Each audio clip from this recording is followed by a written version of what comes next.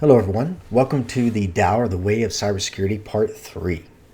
Cybersecurity, for good or ill, is about data and data privacy. We've kind of talked about this in the earlier versions, the earlier lectures, so please keep that in mind as we move forward.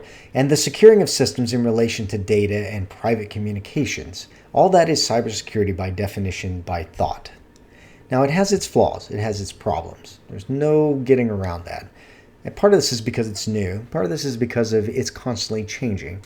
But that's fine. I mean, getting over problems is what makes this a very durable and strong both science and art.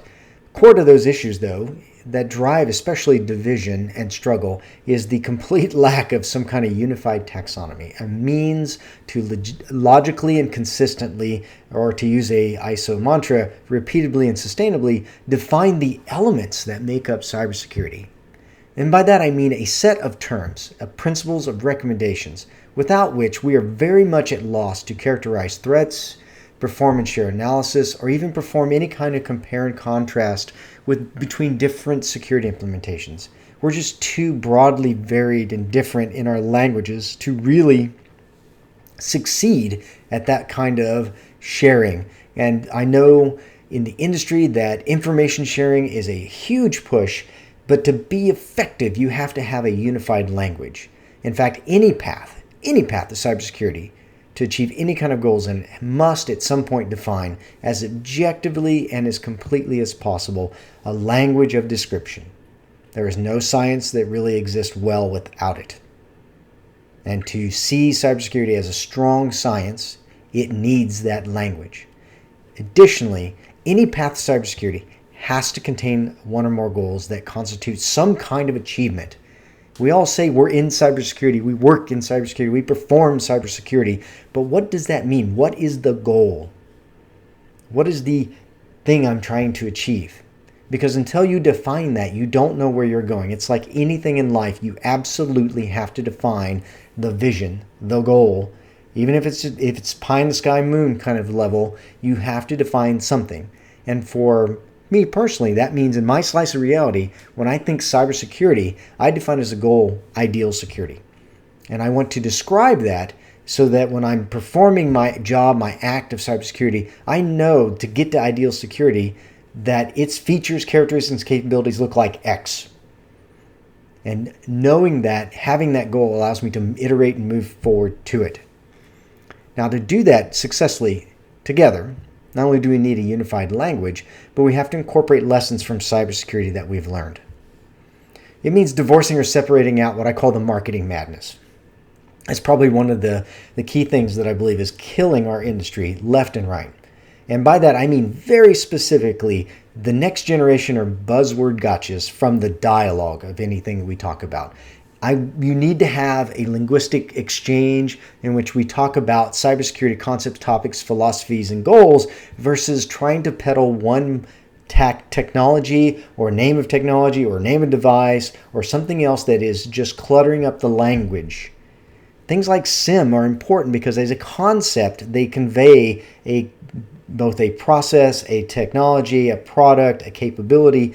But when you get too branded to a type of SIM, when you speak in different words, and I'm going to try not to name any because I don't want to be unfair because they all suffer from this problem, then it's very difficult to express things properly in a language that we can share because we don't all understand what it means. So you have to remove the marketing madness, the injection, the influx of that kind of terminology and explain things in as clear and logical terms as possible. And when thinking of ideal security, for example, what is one? If you listen to the marketing kind of push and the technology vendors and the folks who are trying to peddle intelligence, that could be anything from something is hack-proof or to it being immune to hacking. Two very, very unattainables, but are possible, I guess, if you think about it. But nobody defines what that means, what that is, how it can be achieved. Is it a singular system? Is it a bundle of systems? Is it a method? Does it take several methods? Is this a strategy or a tactic? Is it defense in depth? I mean, it is very, very, very confusing and very much defined in different ways.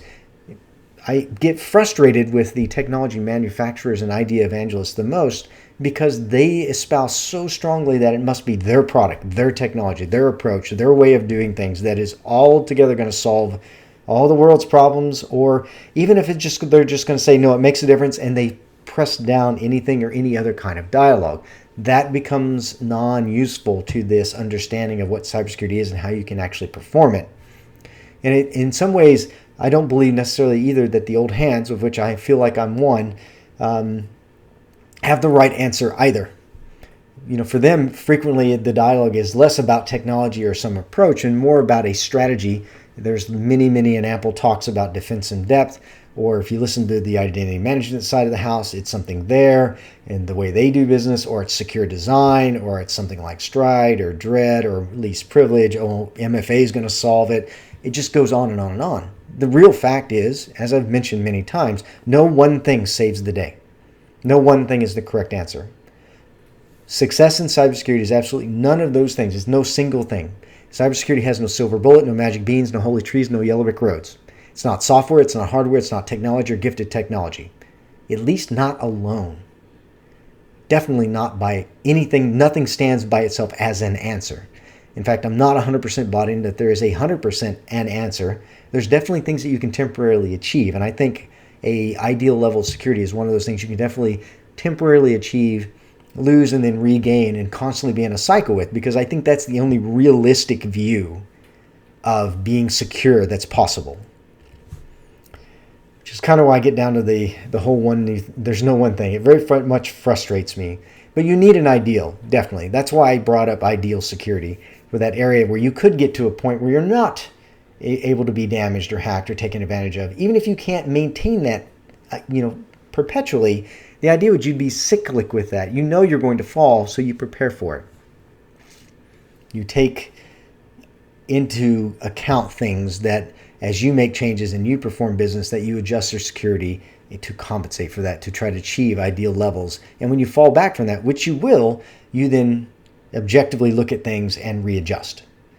So maybe your experience is different, but one thing that I personally take to heart from the past about cybersecurity is that no single defensive technology is ever going to be the answer, the source of ideal security. It will always be something that is a system-based approach, typically best done from the ground up, from the pure design and creation phase through implementation, operation, and maintenance. And I don't just mean software, which is where that's typically applied. I mean from the beginning, if possible, from when you stand up your business, when you think of those ideas, when you go through the creative phase, when you begin putting it down on paper and beginning to put technology in place or build a service, you think security right then. At that early phase is when it gets incorporated, because that's your best chance of success, to do it as early as you can in your process and to constantly maintain it. There's a cost to that, and I get that, but it's actually the best answer. If you're so far past that, which many of us are, then you have to incorporate it in, and as you re-envision and look at yourself and reinvent your company, your technology, or yourself, that's when you reincorporate it back into, as much as you can, your process, your company, and so on. Now, a second thing that I want to bring up, and I kind of merge these two here, is that you have to learn to predict and anticipate attacks. Cybersecurity is not possible, not well at least, without doing so.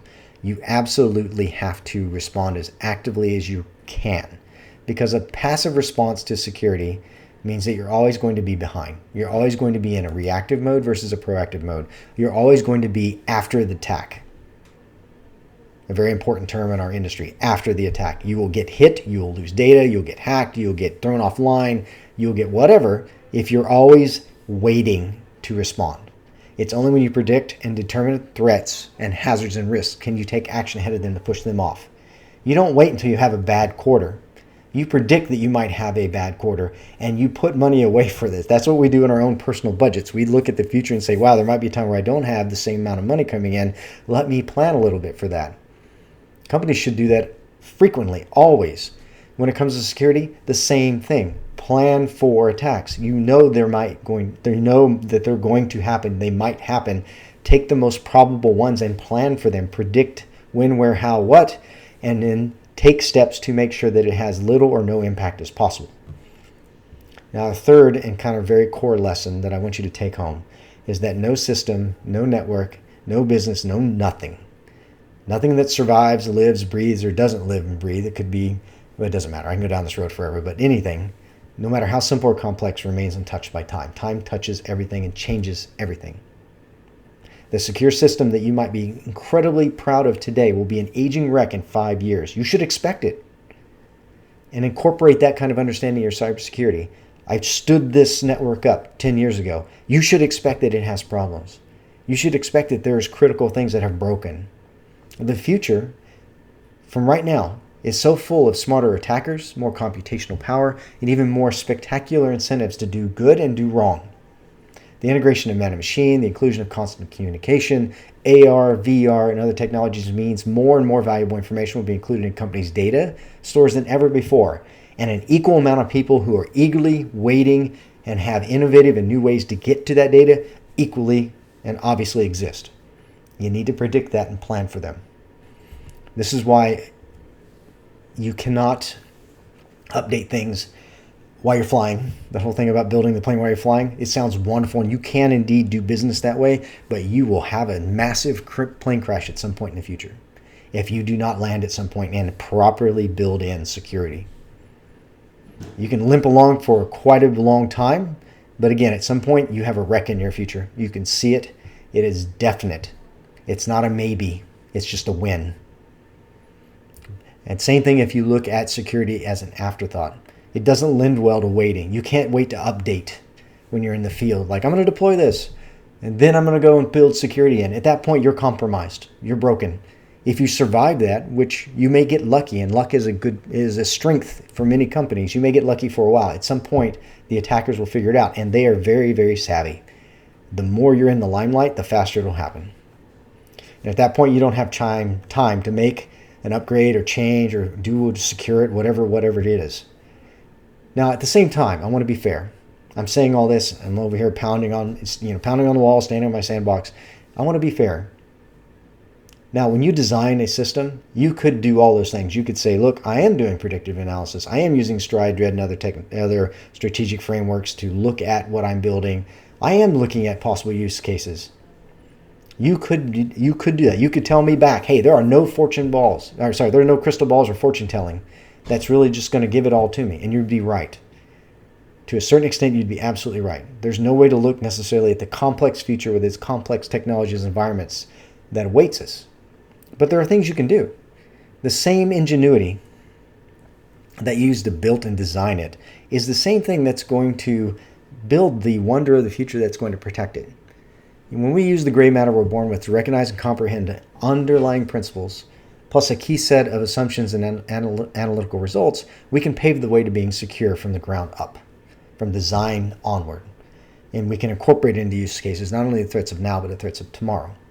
But to do that, we have to have a language. We have to have that secure, strong, easy to describe taxonomy that lets us, richly talk about problems now, problems in the future, because we can look at specific theories and principles to map out and understand information, and by doing so, predict and understand what's coming.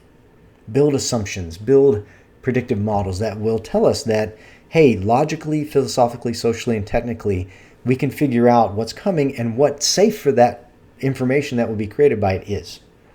Because again, cybersecurity is about data and data privacy. Now, I want to talk for a moment before I forget about cybersecurity principles. They're important. I've got 2 on the screen. Now, if you've been in the industry for a bit, you probably were thinking, well, I wonder what he's going to say for the cybersecurity principles. Well, you've got 2 of them, so you can kind of read them, but let me talk through them real quick. The sad thing I find in most parts of the industry is that nobody has any kind of definition for what principles of cybersecurity are. But to achieve any kind of ideal secure state, absolute security, if you will, a term I used before, you need them. You have to know where you're going. Now, it's kind of an often stated fact, and I'm over here doing air quotes, so I'm going to use this loosely, that most people don't believe that you can achieve that state. Now, I have to admit, I can hardly argue with them given the endless rising velocity of data breaches that occur every day in and day out. I mean, to the point where we're completely numb to them. Not to mention the ridiculous information that has come to light that the U.S. government, via our internal agencies via NSA build encryption backdoors into vast numbers of computers, phones, and network devices. That's not new, but just thinking about that, how much they did, well, that's awesome for them. That gave them easy access, but it also opened up the door right along with it to everybody else once they knew it was there and could find it. And now they have just as easy access.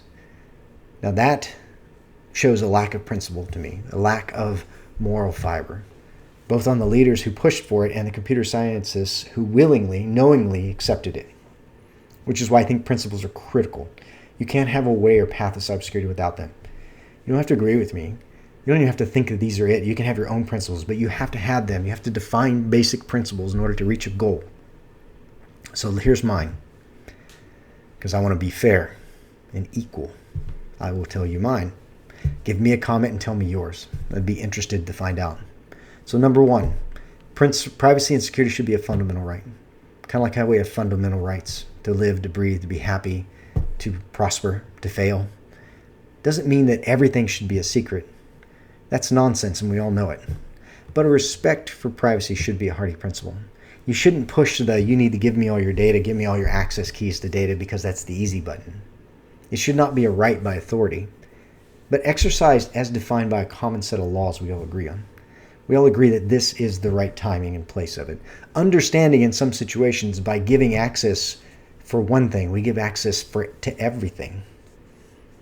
If there was nothing more definitive than the debate that went on between the FBI and Apple about providing encryption keys, that illustrated it. Their use case was powerful. A terrorist entity with a phone, they had no other way to get to that information. Give us the keys so we can get in. The problem is there's no way to give them those keys without opening up everybody's phone. And that was something that was nicely overlooked frequently during the dialogue. It's one of those things where if you give one key, the key works for everything. You have to be careful of those situations. No matter how perfect or no matter how plausible the situation, you have to always keep privacy in mind. It's the number one principle. It should stay your fundamental right. The second one is that I feel like we should return to the original purpose of everything, which is that communication should be without hacking, without spying, without a loss of privacy. It should just be communication. It should be privileged by default. It should be private by default. That's only doable if you, from the design up, incorporate in a solid focus on security, and that you have clear, changeable, and definable ways to only open those doors up when and how you should. You want to build things in, if you will.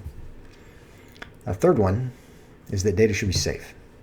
Seems very straightforward, but it should be safe at all points. At rest, in creation, in destruction, in transit, no one should be able to compromise data.